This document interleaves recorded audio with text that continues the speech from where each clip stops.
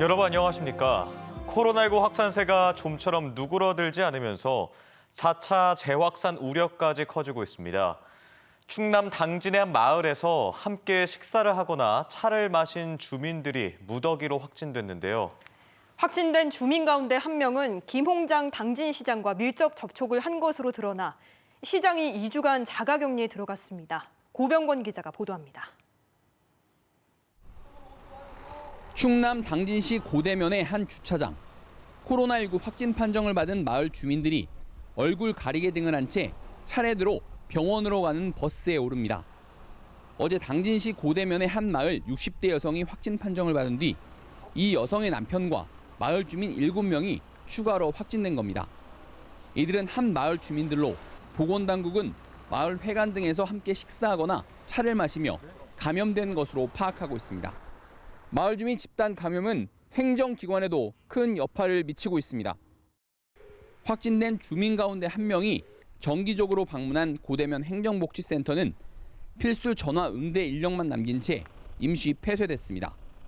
또 주민 가운데 한 명이 시청 집무실에서 김홍장 당진시장을 면담한 것으로 확인되면서 김 시장과 배석한 비서실장 등이 긴급 코로나19 검사를 받은 뒤 자가격리에 들어갔습니다. 사전 계획됐던 시정 등도 줄줄이 차질을 빚는 가운데 검사 결과는 내일 오전에 나오고 음성이더라도 오는 29일까지 자가격리해야 될 상황입니다. 보건당국은 해당 마을 나머지 주민은 모두 음성이 나왔지만 다른 마을로 전파됐을 가능성도 있을 것으로 보고 인접한 4개 지역 주민들에 대해서도 검사를 진행하고 있습니다. MBC 뉴스 고병관입니다. 교도소가 옮겨갈 예정지를 정부 발표 직전 당시 법무부 공무원이 아내 명의로 사들인 투기 의혹 보도한 바 있습니다. 당시 제출된 영농 계획서를 확인해 보니 각종 농작물을 키우겠다고 해놓고는 실제로는 나무만 심었던 것으로 드러났는데요. 역시 투기 의혹을 받고 있는 LH 직원들과 판박이처럼 닮아 있는데 허술한 농지법이 투기의 길을 열어줬다는 비판이 거셉니다. 김윤미 기자의 보도입니다. 대전 교도소 이전 후보지로 확정된 대전시 방동의 한 논입니다. 1000제곱미터가 넘는 땅에 나무가 심어져 있습니다. 이곳은 지난 2017년 12월 교도소 이전 발표 직전 당시 대전 교도소 시설 관리를 총괄하던 간부급 교도관 A씨의 아내가 산 땅입니다. 비슷한 시기 사들인 인근 밭에도 역시 나무만 잔뜩 심어져 있습니다. 공상가렇게 105만 원씩 팔릴 때니까 자꾸 그러네. 그게 그전에 한 35만 원 갔던 거예요. 3배는 무조건 주예요. 정보공개 청구를 통해 확보한 영농 계획서를 확인해보니 논에는 배추와 깨를, 밭에도 깨와 콩, 고구마까지 골고루 키우겠다고 썼습니다. 영농 계획서에 농사를 지을 보유 장비나 농기계 한 대 적어넣지 않았지만 서류 한 장으로 농지 취득 자격을 얻었습니다. 농작물 대신 실제로는 나무를 빼곡히 심었지만 1년에 한 차례씩 실시된 실태 조사도 아무런 문제 없이 넘어갔습니다.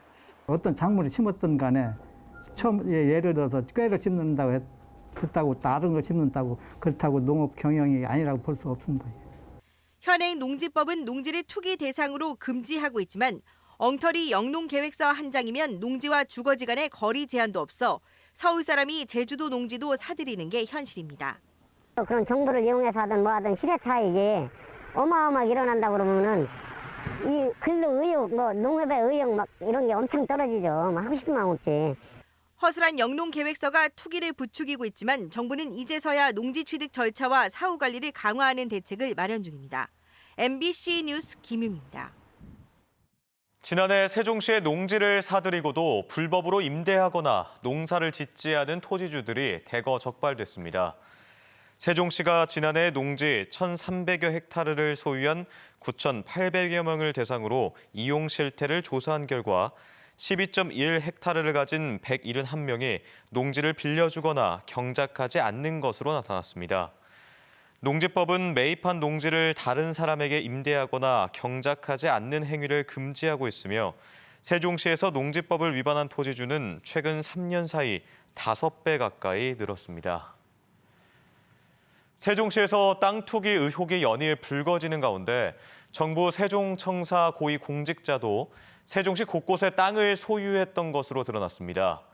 도시 조성 단계부터 투기와 관련한 각종 소문이 무성했던 세종시.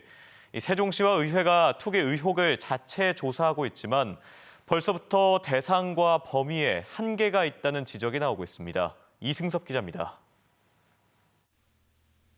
정부 공직자윤리위원회가 공개한 공직자 재산 공개 자료를 보면 정부 세종청사 1급 공무원 A씨는 지난 2017년 9월 세종시 연서면 스마트 국가산업단지 인근의 토지를 매입했습니다.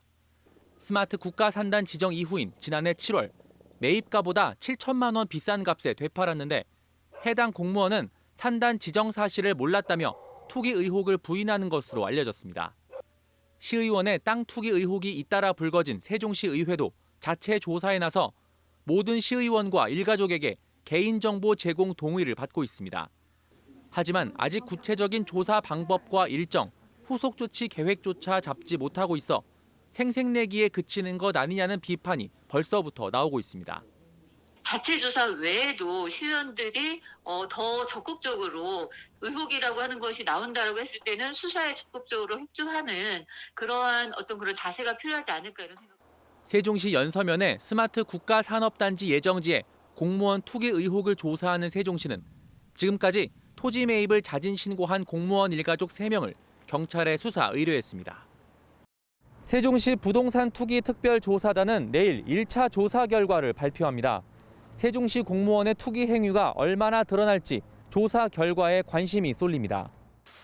한편 한국토지주택공사 직원들의 땅 투기 의혹을 수사하는 경찰은 LH의 상급 기관인 정부 세종청사 국토교통부를 압수수색해 관련 자료를 확보했습니다.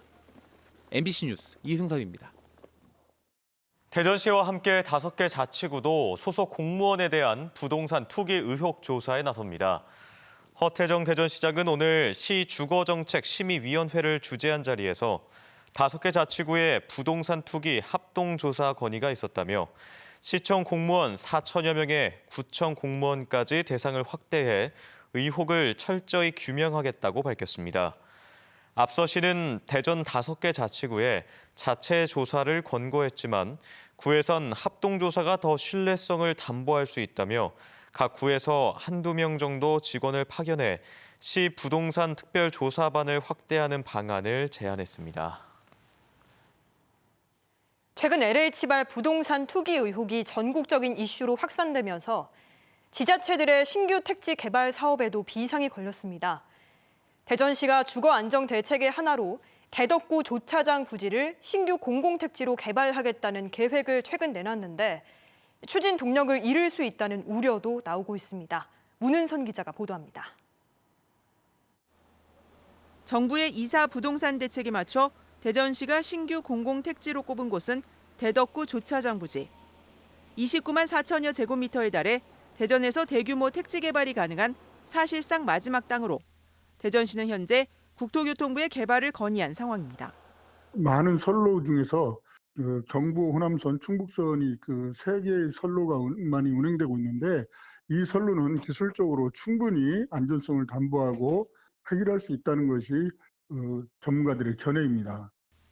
조차장 부지 95% 이상이 국토부와 한국철도공사 등 정부 관련 기관 소유라 민간 보상과 협의 과정이 필요 없어 결정만 되면 사업은 속도를 낼 수 있습니다. 하지만 LH발 부동산 투기 의혹이 터지면서 사업 추진에 먹구름이 끼고 있습니다. 신규 공공택지 개발은 공공이 주도하는 사업이라 LH가 국토부와 함께 사업 방향을 정하고 개발을 추진해야 하기 때문입니다. 또 다른 현안 가운데 하나인 대전 교도소 이전 역시 사업을 위탁받은 LH가 부지 개발 방식을 정하지 못해 지지부진한 가운데 투기 의혹까지 불거지면서 사업 일정 등 변수가 커지고 있습니다. 지금 LH와 함께 우리가 검토하고 있는 지금 대전 교도소 이전 사업이라든지 그리고 대덕구에 있는 조차장 택지 개발 사업 등도 차질 없이 서로 잘 협력해서 좋은 성과를 낼 수 있도록 3기 신도시 백지화 여론까지 제기되는 상황에서 대전시 수건 사업들에까지 LH 사태 여파가 번지고 있습니다. MBC 뉴스 문은선입니다. 대전시가 저소득층 주택 지원과 생애 주기별 맞춤형 주거복지 강화 등을 담은 2030 주거 종합 계획을 확정했습니다. 대전시 주거정책심의위원회는 오는 2030년까지 주택 보급률 113%, 1000명당 주택수 498가구, 공공임대주택 재고율 10%를 목표로 오는 2030년까지 주택 12만 9천 가구를 공급하기로 했습니다. 또 월소득 중 주거 부담 비율을 현재 12.5%에서 10%로 낮추고 최저 주거 기준 미달 가구도 현재 5.3%에서 4.3%로 줄이기로 했습니다. 얼마 전 대전에서는 극단적인 선택을 하려 한 여성을 경찰이 수색 끝에 발견한 뒤 차분하게 설득해 구조한 일이 있었는데요. 경찰과 소방 등 기관들의 적극적인 대처가 기로에 선 생명을 구하는 데 큰 힘이 되고 있습니다. 김광현 기자입니다. 짙은 어둠이 깔린 골목. 경찰 순찰차가 경광등을 켜고 이곳저곳 무언가를 찾아다닙니다. 한 여성이 극단적 선택을 암시하는 문자를 보냈다는 자살 의심 신고를 받고 이 여성을 찾아 수색에 나선 겁니다. 여성의 휴대폰 신호가 잡힌 지역을 샅샅이 뒤진 경찰은 40여 분 만에 한 골목에서 의심이 가는 차량을 발견했습니다. 빨리 찾지 않으면 생명에 지장이 있을 수도 있겠다라고 생각을 했고 위치 추적 값을 토대로 주변 골목길을 후레쉬를 켜서 찾으면서 대상 차량을 발견하게 됐습니다. 운전석에서 피를 흘리고 있던 여성에게 경찰이 다가갔지만 이 여성 구조를 거부합니다.